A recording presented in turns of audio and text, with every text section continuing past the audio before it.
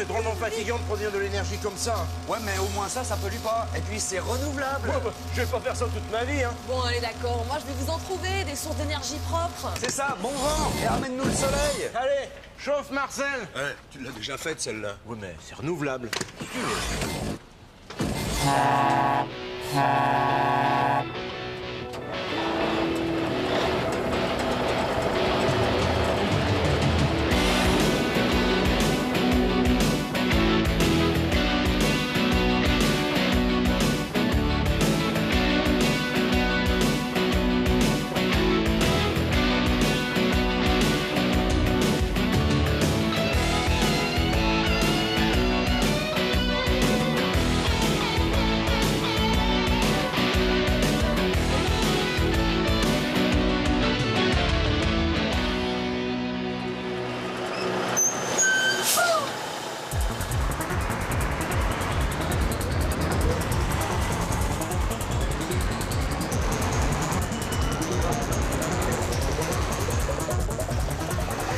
On n'y fait pas toujours attention, mais chaque jour, nous consommons de l'énergie. Beaucoup d'énergie. Il suffit de prendre sa voiture ou le bus et hop, quelques litres de pétrole partent en fumée. On consomme également de l'énergie quand on fait les courses, n'importe quelle course. Quand on achète le journal, par exemple. Bah oui, il a bien fallu de l'énergie pour le fabriquer, ce journal. Tenez, merci monsieur. Et le soir, quand vous rentrez chez vous, vous aimez bien vous faire couler une douche ou un bon bain chaud et parfois vous allumez tous les radiateurs. Résultat, Jamy, chaque année, un Français consomme en moyenne l'équivalent de 4 tonnes de pétrole. Merci monsieur. Et ça, c'est pour un Français à l'échelle de la planète. C'est encore plus vertigineux. En effet, nous consommons chaque année l'équivalent de 9,7 milliards de tonnes de pétrole. Je dis l'équivalent car pour produire toute cette énergie, nous n'utilisons pas que du pétrole, nous brûlons également du charbon et du gaz. Alors avec le pétrole, ces combustibles font partie des énergies fossiles. Ils sont faciles à exploiter, l'ennui c'est que les réserves ne sont pas inépuisables. Et puis, leur combustion produit du dioxyde de carbone, le fameux CO2, dont le nom ressort systématiquement dès qu'on parle effet de serre. Alors pour l'énergie, il y a également le nucléaire. Pas de problème de stock et pas d'émissions de gaz à effet de serre. Seulement attention, les centrales nucléaires produisent des déchets radioactifs très dangereux. C'est une autre forme de pollution. Enfin, l'homme utilise une troisième source d'énergie, les éléments naturels. Le vent, l'eau et le soleil. Pas de déchets et en plus, ce sont des énergies parfaitement renouvelables. Et pourtant, elles ne couvrent que 14% des besoins de la planète. Alors c'est mieux que le nucléaire, 7%, mais c'est très loin derrière les énergies fossiles qui couvrent 79% des besoins de la planète. C'est vrai, mais en France, on ne fait pas comme tout le monde. Chez nous, le nucléaire est la première source d'énergie à hauteur de 40%. La majorité de l'électricité que nous consommons provient de 58 réacteurs comme celui-ci. C'est donc autant de gaz à effet de serre en moins. Et pourtant, nous sommes quand même de gros pollueurs, surtout sur la route. Et oui, les transports, c'est ce qui recrache le plus de CO2, plus que les quelques centrales thermiques qui turbinent au charbon et au pétrole. Nous disposons enfin de grands barrages pour produire de l'électricité. Et ça, c'est de l'énergie renouvelable. Enfin, pour le moment, c'est la seule qu'on exploite vraiment en France. Il va pourtant bien falloir les développer, ces énergies renouvelables, parce que entre le CO2 dégagé par les énergies fossiles et les déchets nucléaires, on n'est vraiment pas tiré d'affaire. D'ailleurs, allez Jamy, on se met au vert, direction la campagne. Ici, c'est vraiment trop pollué. Ah, t'as raison, Sabine. Je voudrais pas te faire de peine, mais si ça continue comme ça va pas aller en s'arrangeant. En effet, aujourd'hui, l'énergie est essentiellement consommée par les pays industrialisés. En gros, l'hémisphère nord, plus la Nouvelle-Zélande et l'Australie. Ces pays consomment 64% de l'énergie produite sur la planète, alors qu'ils ne représentent qu'un quart de la population. À l'inverse, les pays du Sud, où vivent les 3/4 de la population, ne consomment que 36% de l'énergie. Ça dit, cette situation n'est pas figée. Beaucoup de pays du Sud espèrent atteindre le niveau de vie des pays du Nord. Et pour cela, ils vont consommer davantage d'énergie, du pétrole, du charbon, du gaz. C'est ce qu'il y a de moins cher. Mais d'un autre côté, les pays du Nord veulent continuer à se développer et eux aussi ont envie d'utiliser de l'énergie bon marché. L'ennui, c'est qu'à trop consommer de l'énergie fossile, eh bien les réserves vont en prendre un coup. Ça, c'est pour le sous-sol. Quant à l'atmosphère, eh bien elle aussi ne va pas en ressortir indemne. D'où l'intérêt des énergies renouvelables. Bon, Jamy, sans vouloir te commander, là, on doit se mettre en route et on a besoin d'énergie. Ça va, je suis au courant. Merci, Jamy. Oh là là là là, toute cette fumée. À force de rejeter du CO2 et d'autres gaz polluants, on a fini par augmenter l'effet de serre, responsable du réchauffement de la planète. Résultat, d'ici à un siècle, la température devrait augmenter de 1,5 à 6 degrés, entraînant le dérèglement des saisons et la montée du niveau des océans. Face à cette menace, les pays riches, sauf les Américains, se sont engagés à réduire leurs émissions en gaz à effet de serre. Pour les pays du Sud, en revanche, la priorité, c'est de se développer même avec du pétrole. Il vaudrait mieux commencer par faire des énergies renouvelables dans les pays du Nord qui sont riches, qui ont un marché d'énergie, qui peuvent substituer une énergie à une autre en la payant un peu plus cher au besoin, plutôt que d'essayer de l'imposer à des gens qui n'ont pas d'énergie et qui n'ont pas d'argent et qui n'ont pas de moyens techniques pour le faire. En fait, l'idéal serait de se développer en laissant un peu de pétrole et de gaz aux générations futures et une planète en pas trop mauvais état. C'est ce qu'on appelle le développement durable. Et en plus, ce serait plutôt pas mal pour nos poumons.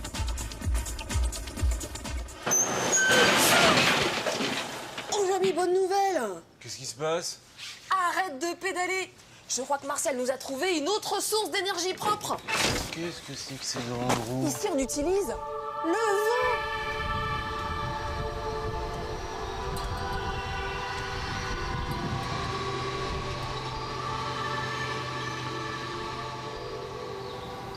Nous sommes ici dans l'extrême sud de la France, plus précisément dans le département de l'Aude, à une vingtaine de kilomètres de Perpignan. Alors ici, comme le vent, en l'occurrence la tramontane, souffle plutôt fort et de façon régulière, eh bien en quelques années, on a vu fleurir une cinquantaine d'éoliennes. Et sous les yeux, nous en avons 16 qui constituent le parc de Souleya-Corbière. Pour qu'elle démarre, une éolienne a besoin d'un vent de 10 à 15 km/h. Et c'est à 45-50 km/h qu'elle donnera le maximum d'électricité. Ici, chacune des éoliennes a une puissance maximale d'1,3 MW. A tout à l'heure, Jamy. Je vais voir ce qui se passe là-haut. C'est ça, à tout de suite. En attendant, un peu de vocabulaire. Watt, c'est l'unité qui permet de mesurer la puissance d'un appareil ou celle nécessaire pour le faire fonctionner.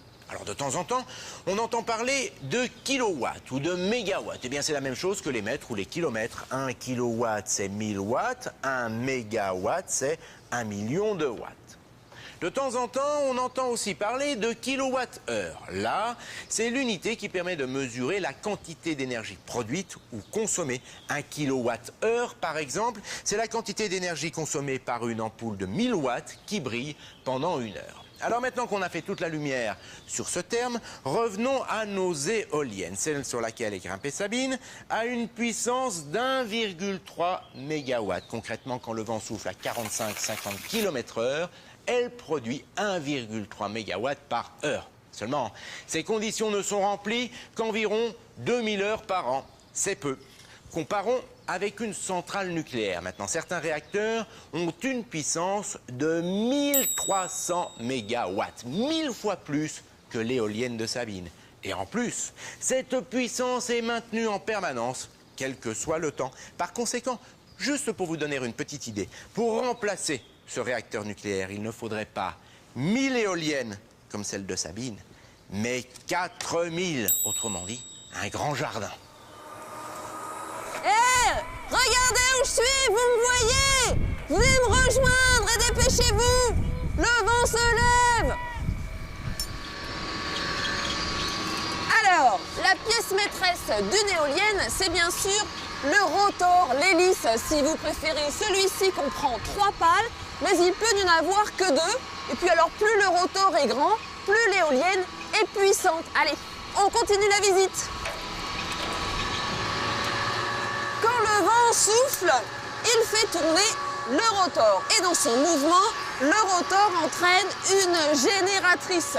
C'est ici un gros aimant dissimulé dans un coffrage qui, en tournant, produit de l'électricité, un courant qui ensuite descend le long de la tour pour rejoindre le réseau. Entre la génératrice et le rotor, il y a le multiplicateur. C'est un dispositif qui fonctionne un peu comme une boîte de vitesse. Quand le rotor tourne à 19 tours minute, eh bien la génératrice, elle, tourne à 1500 tours minute. Et ce n'est pas tout. Venez voir. L'arrière de la nacelle est équipé, regardez, d'un anémomètre et d'une girouette qui enregistrent la force et la direction du vent. Grâce à leurs indications, la nacelle et les pales s'orientent pour bien prendre le vent et tout ça se fait automatiquement. À 50 mètres de hauteur, ça tangue un peu quand même, hein? Ouais, faut pas avoir le vertige. Mais t'as encore rien vu, Sabine. Les plus grandes éoliennes s'élancent à plus de 100 mètres. Et les plus puissantes pourront atteindre 5 mégawatts. Alors forcément, pour ériger ces mastodontes, c'est tout un chantier. Et voilà le travail. Allez, roulez jeunesse. Alors aujourd'hui, le parc de Soulaya-Corbière peut produire 64 millions de kilowattheures par an. C'est tout juste de quoi alimenter en électricité une petite ville de 25 600 habitants, très exactement, et encore sans la chauffer. C'est donc une contribution modeste, mais le gros avantage, c'est qu'il s'agit d'une énergie verte. Normalement, le parc d'éoliennes devrait s'agrandir en France, puisque pour lutter contre l'effet de serre, notre pays s'est engagé à recourir à l'énergie verte à hauteur de 21%. Ah ben on est mieux ici. Aujourd'hui, la France utilise moins l'énergie éolienne que ses voisins, Danemark, Allemagne, Espagne. Et pourtant, elle dispose d'un très fort potentiel, le deuxième même à l'échelle de l'Europe. Toutefois, comme nous l'a dit Sabine, elle s'est engagée d'ici 2010 à produire davantage d'électricité verte, en installant notamment des éoliennes dans le nord de la France, en Normandie, en Bretagne et dans le Languedoc-Roussillon. De quoi couvrir 6% des besoins en électricité du pays. Ah, c'est bien. Mais pourquoi pas plus alors? Eh bien parce qu'il ne suffit pas d'exploiter le vent pour résoudre le problème. En effet, 1 kWh produit par une éolienne a un coût compris entre 5 et 8 centimes d'euros. Le même kilowattheure qui sort d'une centrale nucléaire revient à 3-4 centimes d'euros. Quelques centimes d'euros, me direz-vous? Oui, mais des milliards sur la quantité d'électricité consommée en une année. Par conséquent, pour utiliser de l'électricité d'origine éolienne, eh bien, il va falloir payer plus cher. Pour le moment, c'est l'État qui prend en charge cette différence et qui devrait continuer à le faire. Et oui, c'est le prix à payer si on veut moins polluer. C'est EDF qui rachète plutôt à un bon prix l'électricité produite par les éoliennes. Du coup, les projets se multiplient. Et ça tombe bien, car nous sommes très en retard par rapport aux Allemands et aux Américains. Là-bas, dans ces gigantesques fermes du vent, des centaines d'hélices brassent de l'air pour générer des milliers de kilowattheures. Alors bien sûr, certains trouvent que cela défigure le paysage. D'autres s'inquiètent pour les oiseaux, même si les accidents sont rares. D'autres, enfin, craignent pour leurs oreilles. Le bruit principal n'est pas en provenance de l'éolienne en elle-même, mais plutôt le bruissement du vent. Maintenant, nous avons une distance minimale que nous respectons systématiquement, qui est au moins de 800 mètres par rapport à la première habitation. L'autre solution, c'est de prendre le large, comme ici, à quelques kilomètres des côtes danoises. De telles fermes offshore devraient bientôt voir le jour dans les eaux françaises.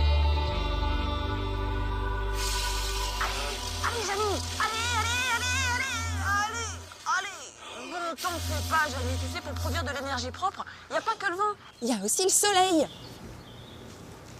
Vous voyez cette ancienne bergerie-là qui a été transformée en habitation? C'est la seule maison du coin, complètement isolée sur les contreforts des Pyrénées. Ici, pas de ligne électrique, alors pour se chauffer, s'éclairer, faire fonctionner les appareils électroménagers, eh bien les propriétaires ont trouvé d'autres solutions. Venez avec moi.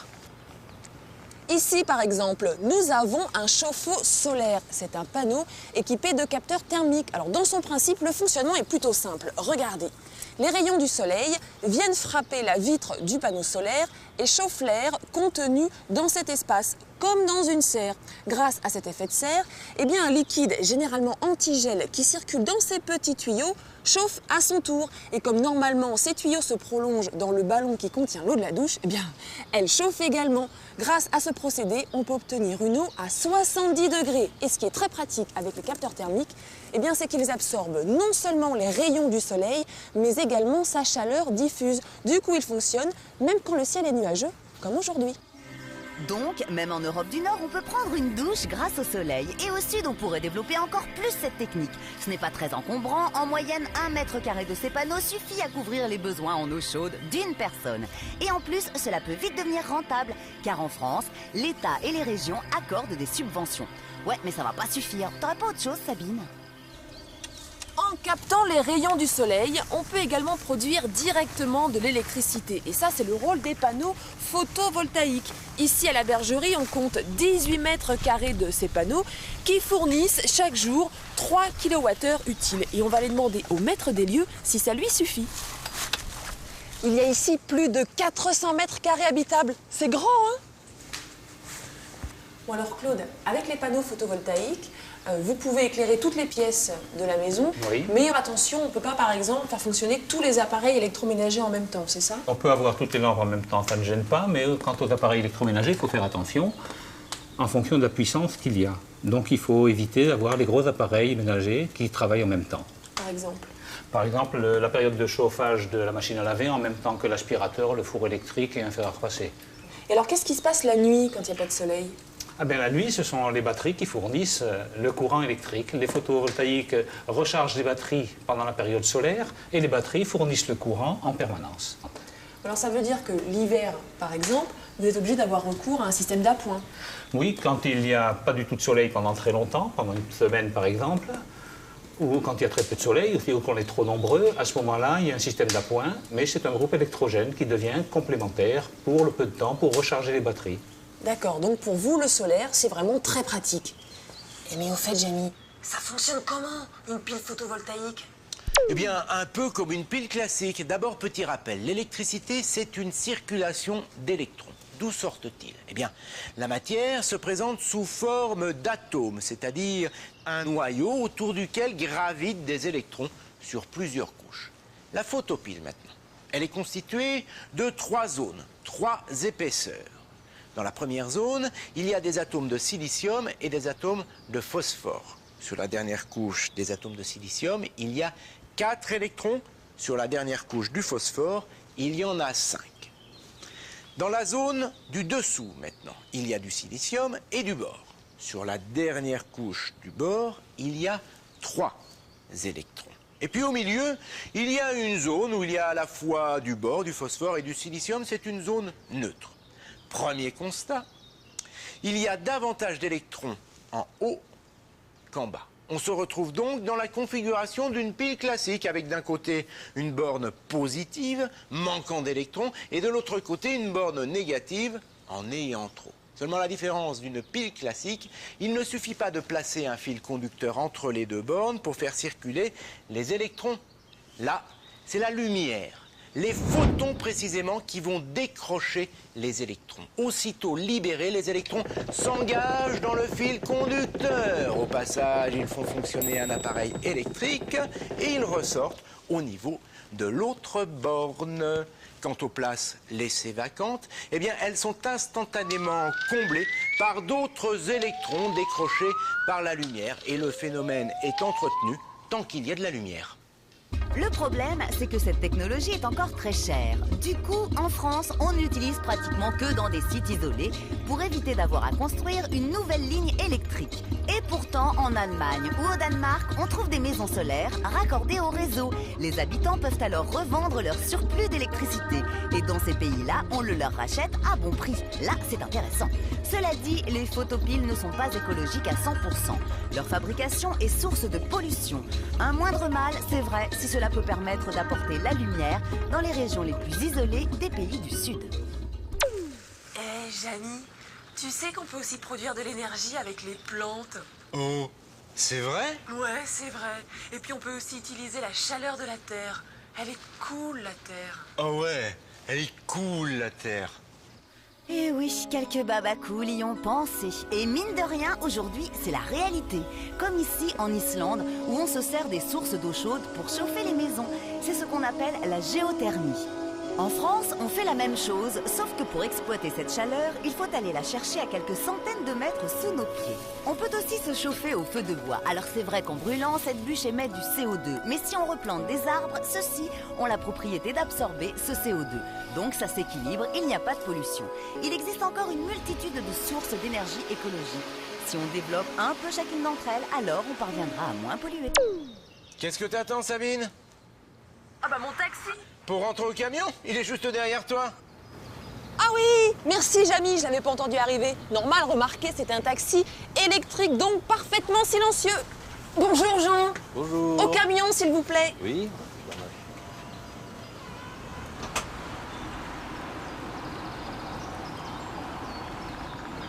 Alors ce modèle de taxi est en fait un prototype, c'est-à-dire qu'il roule, mais qu'on ne le trouvera pas dans le commerce avant 2008-2010. Sa particularité, c'est qu'il ne consomme ni essence ni fioul, mais de l'oxygène et de l'hydrogène. Grâce à une pile à combustible, ces deux éléments sont combinés pour produire de l'électricité. Et c'est l'électricité qui fait tourner le moteur. Dites-moi Jean, vous pouvez rouler à quelle vitesse maximum? Environ 95 km/h. Et pendant combien de temps vous avez quelle autonomie? Environ 250-300 km. D'accord. Alors la pile à combustible, elle se trouve à l'avant, sous le capot, hein, c'est ça? Tout à fait, à On l'avant, peut oui. s'arrêter pour y jeter un coup d'œil? Oui, bien sûr.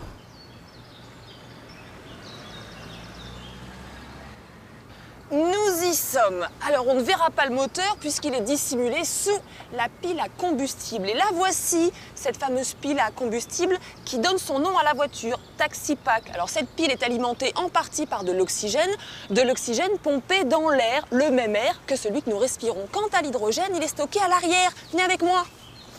C'est ici que ça se passe, sous le coffre. Et hop, regardez, voilà 9 bouteilles contenant au total 80 litres d'hydrogène sous forme gazeuse. Pour faire le plein, eh bien, il suffit de retirer cet ensemble qu'on appelle le rack et de remplir les bouteilles. C'est simple, simple et propre. Grâce à ce dispositif, Jamy, fini les émissions de gaz à effet de serre. Comment fonctionne cette pile? Eh bien, d'un côté, on envoie de l'hydrogène, des atomes d'hydrogène. Une réaction chimique permet de les décomposer. D'un côté, les noyaux d'hydrogène, de l'autre, les électrons. Désormais, chacun va suivre un chemin différent. En effet, cette membrane ne laisse passer que les noyaux d'hydrogène. De l'autre côté, maintenant, on envoie de l'oxygène. Et désormais, on se retrouve dans la configuration d'une pile classique. D'un côté, une surcharge d'électrons. De l'autre, des atomes d'oxygène et des noyaux d'hydrogène en manque d'électrons. Et bien, en plaçant un conducteur entre les deux, les électrons vont pouvoir passer d'une borne à l'autre. Ils vont circuler. On obtient ainsi un courant électrique qui peut alimenter un moteur. L'histoire ne s'arrête pas là. Après avoir bien travaillé, les électrons vont se combiner avec les noyaux d'hydrogène pour reformer des atomes d'hydrogène, lesquels vont se combiner avec des atomes d'oxygène, 2 hydrogènes pour 1 oxygène, H2O. Ce moteur ne rejette que de l'eau. D'accord, Jamy, avec ça, on peut résoudre le problème de la pollution en ville. Mais il reste un tout petit souci. Et oui, l'hydrogène qui sert de carburant, on ne le trouve pas comme ça, isolé dans la nature. Il faut le produire dans des usines avec de l'énergie. Donc, ça pollue quand même un peu. Eh oui. À Chelles, dans la région parisienne, on expérimente la première pile à combustible qui alimente les habitations. Et là, pour obtenir de l'hydrogène, on utilise du gaz naturel.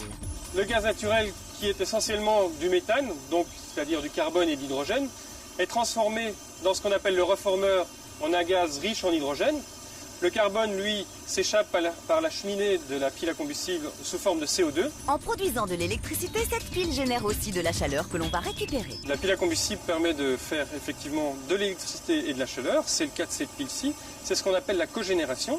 C'est ce qui permet de rentabiliser au mieux l'énergie qui est contenue dans le combustible fossile. C'est ce qui permet de faire le moins de CO2 possible. Et oui, une seule source d'énergie mais un double usage. Avec cette pile, on éclaire et on chauffe des habitations. C'est très bien, mais encore un peu cher. Bon, Jamy, récapitulons. Si on implante davantage d'éoliennes et de panneaux solaires, si en plus on utilise la géothermie et la biomasse, bah finalement, la situation devrait s'améliorer, non? Eh bien, ça dépend. En effet, à l'aube du 21e siècle, la planète consommait l'équivalent de 9,7 milliards de tonnes de pétrole, dont une partie sous forme d'énergie fossile et nucléaire et une plus petite sous forme d'énergie renouvelable. Autant dire, beaucoup d'émissions de gaz à effet de serre. Si d'ici 2020, la consommation d'énergie progresse au rythme où elle le fait depuis ces dernières années, eh bien à cette date, nous devrions consommer l'équivalent de 14,8 milliards de tonnes de pétrole, un peu plus sous forme d'énergie renouvelable et beaucoup plus sous forme d'énergie fossile et nucléaire. Autrement dit, si on ne fait rien en 2020, on polluera plus qu'aujourd'hui. Impensable. Certains vont dire qu'il faut augmenter la part des énergies renouvelables. Seulement, on l'a vu, ce n'est pas toujours facile. Aussi, les spécialistes ont calculé que dans le meilleur des cas, elles ne pourraient représenter que l'équivalent de 3 milliards de tonnes de pétrole. C'est bien, mais ce n'est pas suffisant. Voilà pourquoi il faut économiser. Et là, certains pensent qu'on peut se limiter à l'équivalent de 11 milliards de tonnes de pétrole, moins les énergies renouvelables. Dans ces conditions, on ne consommerait plus que l'équivalent de 8 milliards de tonnes de pétrole sous forme fossile ou nucléaire, moins qu'aujourd'hui. Donc, avec ce scénario, en 2020, on polluerait moins qu'à l'heure actuelle. S'éclairer avec des ampoules basse consommation, utiliser plus les transports en commun. Et oui, tout le monde peut en faire des économies d'énergie. Le compromis probablement plus astucieux, c'est d'essayer de consommer moins d'énergie. On sait très bien faire, on a les moyens de le faire techniquement, mais il faut s'en occuper. Et à ce moment-là, on a moins besoin d'énergie. Et à ce moment-là, on peut se payer de l'énergie un peu plus chère parce qu'on a un besoin de beaucoup moins. Et à ce moment-là, les renouvelables passent. C'est un peu ça le pari à organiser. Bon, tout n'est pas perdu, mais il faut vraiment s'y mettre. Bon alors Jamy, on a réussi à économiser combien?